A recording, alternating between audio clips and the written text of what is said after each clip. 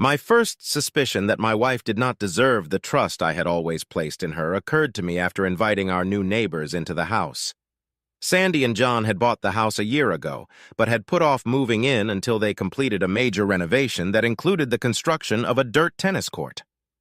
Sarah and I were the first neighbors they invited over.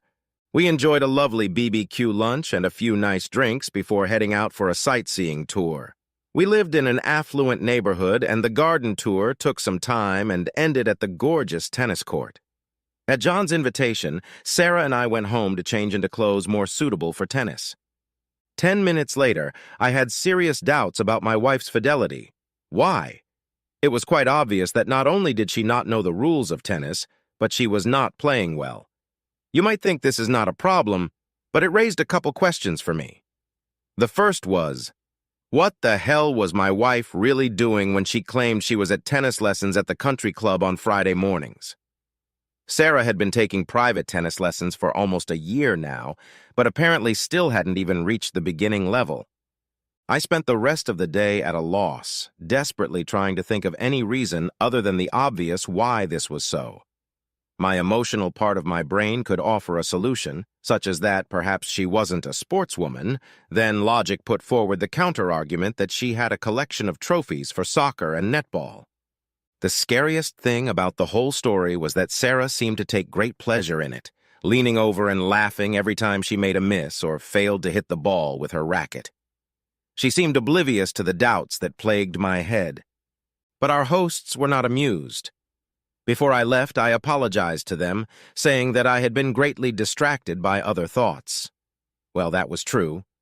It didn't take thousands of dollars worth of surveillance equipment or days of private investigator work to ruin my marriage.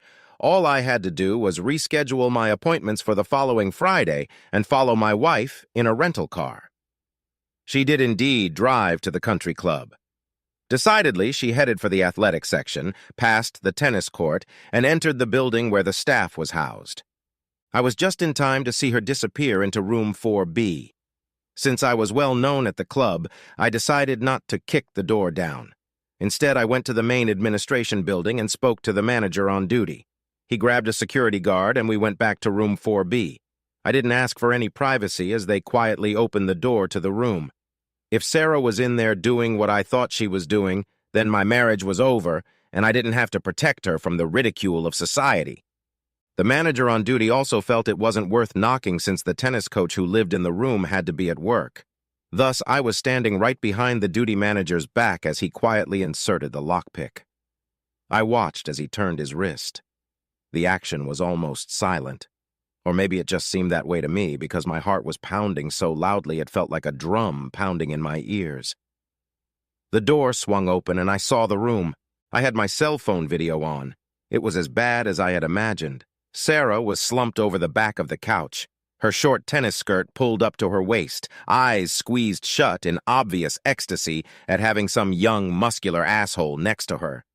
It made me sick to my stomach. Shithead's exasperated, "Oh, shit!" Her eyes flew open, she saw me and my surroundings, and then she threw her head back and passed out. She looked completely ridiculous with her ass still sticking out over the back of the couch. The asshole turned away and pulled his shorts back on. The manager on duty fired his employee while I removed the wedding ring from her nerveless fingers. I'd done nothing to protect her modesty. Why bother? She didn't seem to have any modesty at all anymore. Then I grabbed Shithead by the shoulder and looked meaningfully at the manager and the guard. With a barely perceptible nod to each other, they turned away and looked in the other direction. My fist broke the young man's nose and probably his cheekbone, and my ungentlemanly knee at least helped him go soft for a week or two. He was conscious, but lying on the floor. Unconscious people don't cry like that, and Sarah was in no danger of swallowing her tongue in that position, so we left the room. If Sarah and her handsome boyfriend wanted to run away together, I personally didn't care. As a couple, we were broken up. At least, that's what I thought. Admittedly, it was hard for me to give up the love I'd had for over 20 years. Sarah used this to her advantage and hit me with everything in the Cheater's Handbook, chapters 1 through 14. She felt old and worthless when a young man seduced her, blah, blah, blah, blah, damn it, blah, blah.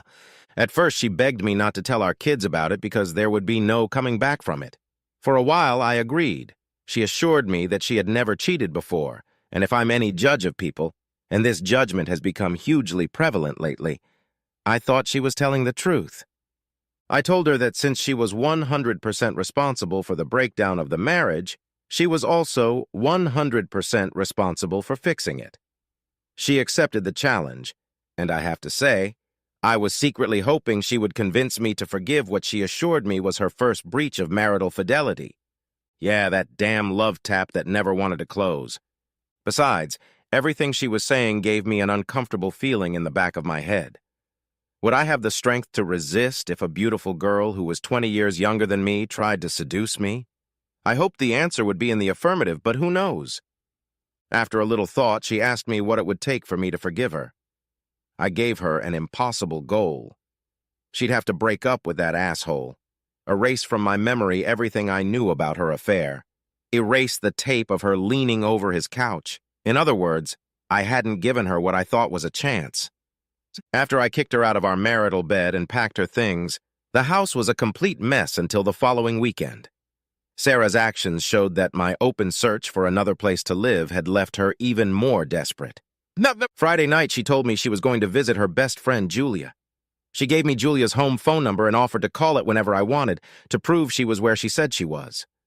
I could even talk to Julia's husband, Jake, whom I knew well, of course. I didn't bother.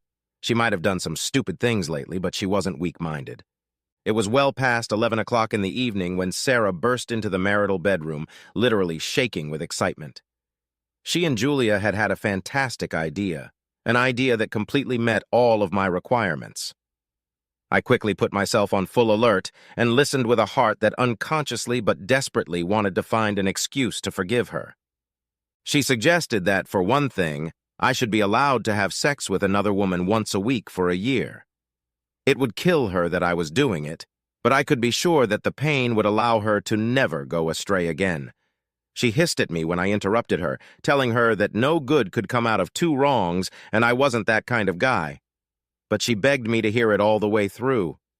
Julia had a friend who went to a hypnotherapist in our small town to deal with her fear of spiders. Apparently, she was completely cured.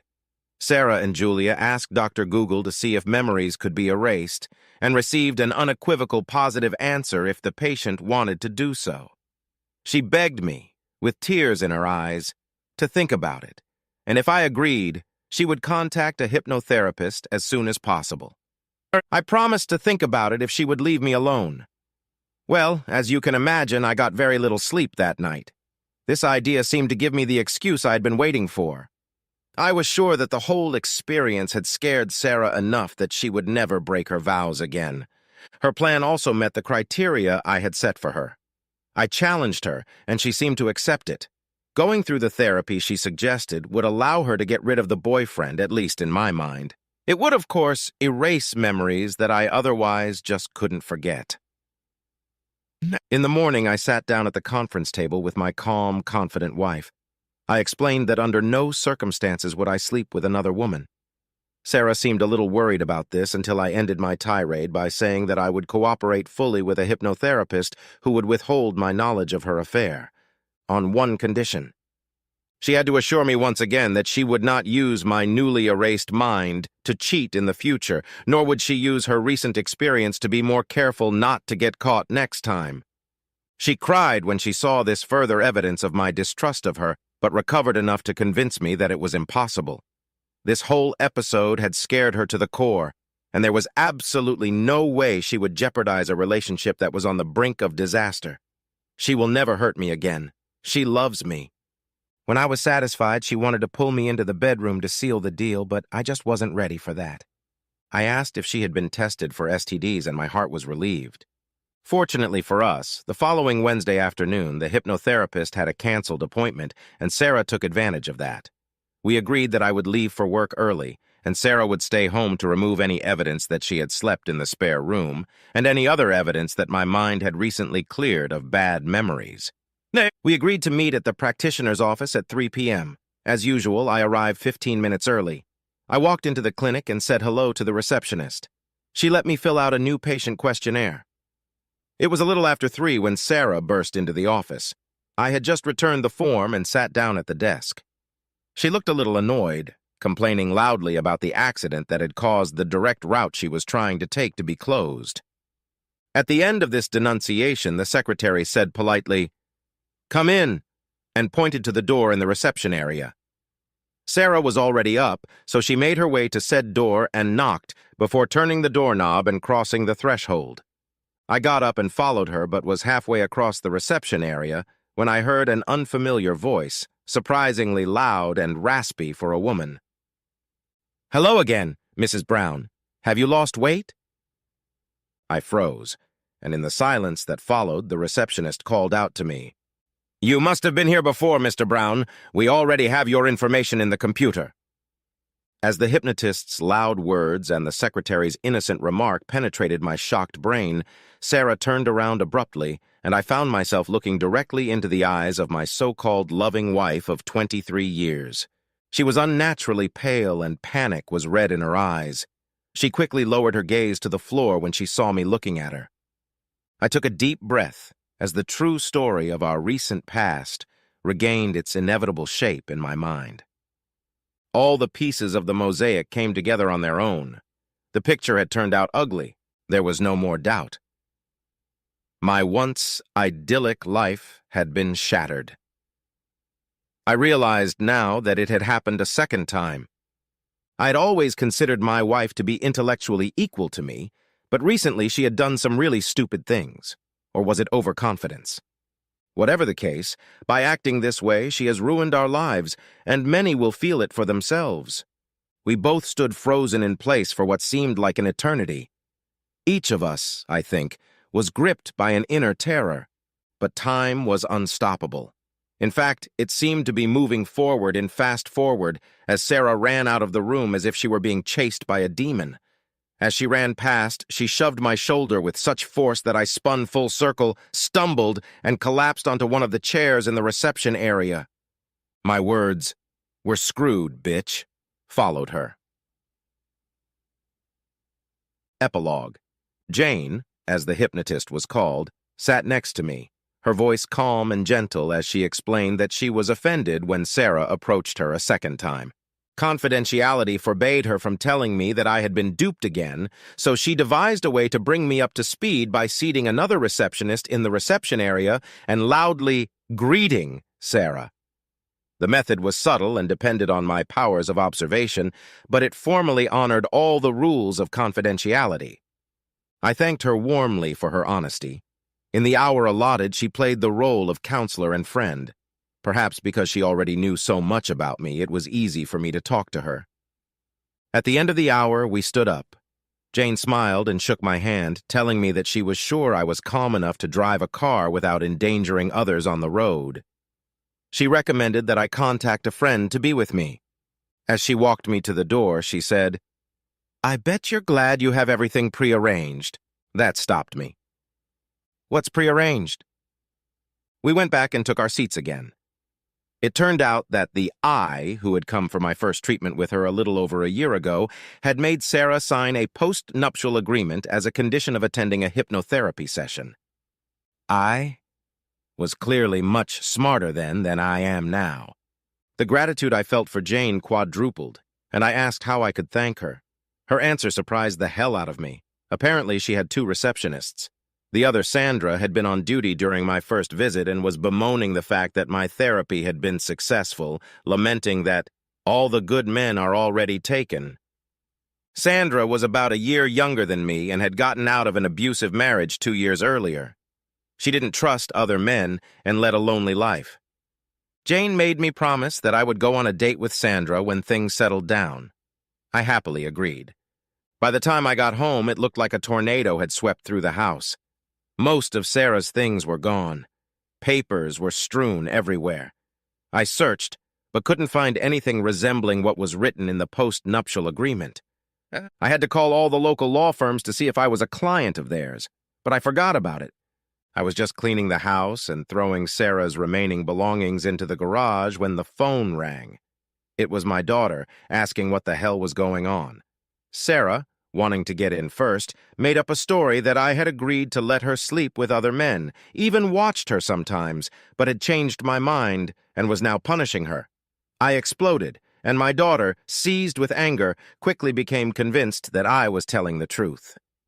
Fortunately, the fact that I was a cuckold, she didn't believe from the beginning.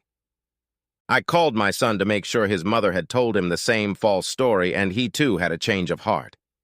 Sarah's lies to the children only increased my anger. With an all-consuming rage bubbling in my veins, I wrote an email to her parents, brothers, sisters, all of our friends and colleagues in charity work, to every damn email address I could find. In the email, I told them that I knew what Sarah had said about me, that it was her lie. And here was a transcript of her reaction to being caught having sex with her tennis coach.